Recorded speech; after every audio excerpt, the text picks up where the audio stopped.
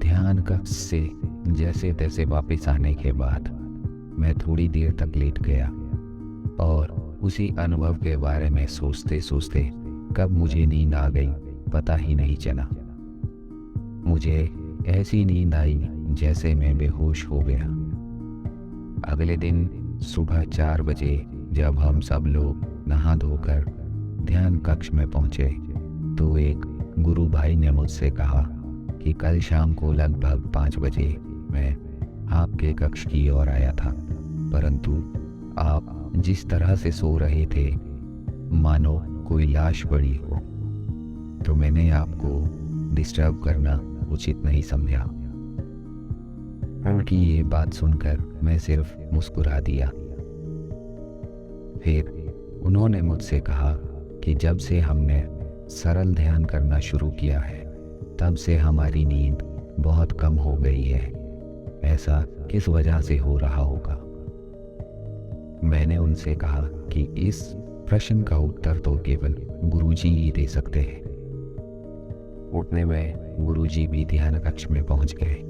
हम सब लोग अपने अपने आसन पर जाकर बैठ गए और पूरे ध्यान कक्ष में एक खामोशी छा गई। फिर उन्हीं गुरु भाई ने गुरुजी से यही प्रश्न पूछा कि गुरुजी, जब से हम लोग सरल ध्यान कर रहे हैं तब से मेरी नींद बहुत कम हो चुकी है, ऐसा क्यों है? इस प्रश्न के उत्तर में गुरुजी ने कहा कि जब भी हम ध्यान बहुत अच्छे से कर रहे हों या फिर हमारा ध्यान अच्छी तरह से सध रहा हो तो हमारी नींद बहुत कम हो जाती है। जब भी ध्यान करते हुए आपकी नींद कम हो जाए तो समझो आप सही रास्ते पर आगे बढ़ रहे हैं। ध्यान के कारण हमारा शरीर और हमारा मस्तिष्क बहुत जल्दी और सरलता से शिथिल और रिलैक्स हो जाता है। इसीलिए हमारे शरीर को नींद की कम आवश्यकता होती है।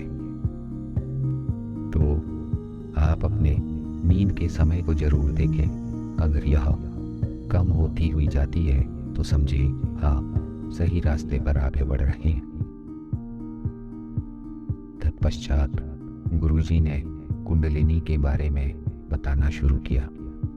उन्होंने कहा कि आज मैं तुम लोगों को एक गुरु मंत्र देता हूँ जिससे तुम्हें ध्यान की गहराइयों में उतरने के लिए बहुत ही सुविधा होगी और तुम बहुत सरलता से ध्यान की गहराइयों में पहुंच जाओगे।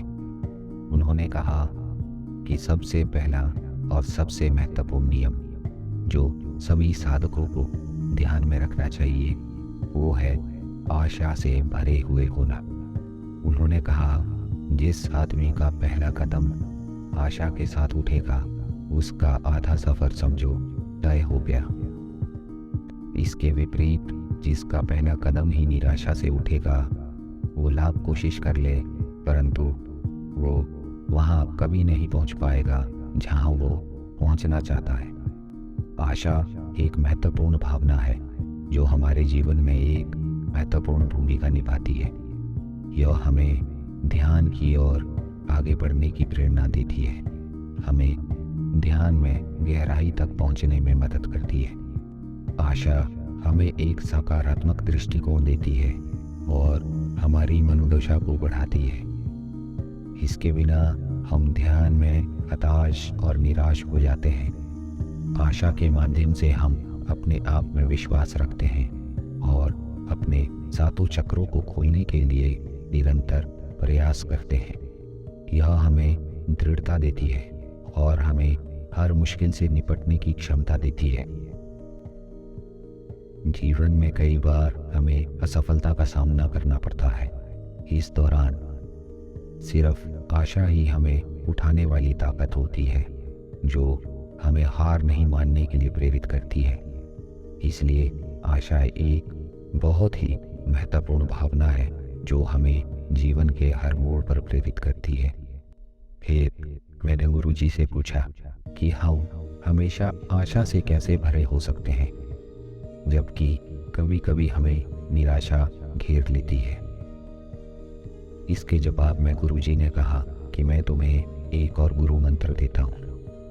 जब भी तुम्हें निराशा घेर ले या तुम्हें चारों ओर अंधकार नजर आए और यह पता न चले कि कैसे इस निराशा से बाहर निकला जाए, तब इसका सबसे सरल और सटीक उपाय है नृत्य। जब भी तुम्हें हताशा और निराशा घेर ले, हमेशा नृत्य करो। नृत्य निराशा को आशा में बदल देता है। हमें अपने जीवन में खुशियां लाने के लिए नृत्य जरूर करना चाहिए। और जो भी साधक अपनी कुंडली जागरण करना चाहता है, उसके लिए नृत्य बहुत ही आवश्यक है। नृत्य से हम आशा की ओर बढ़ते हैं और आशा ही हमें निरंतर प्रेरित करती है प्रयास करने के लिए। अब गुरुजी ने कुंडलिनी के बारे में बताना शुरू किया। गुरुजी ने कहा, कुंडलिनी एक शक्ति है जो तंत्र शास्त्र में भी उल्लेखित है।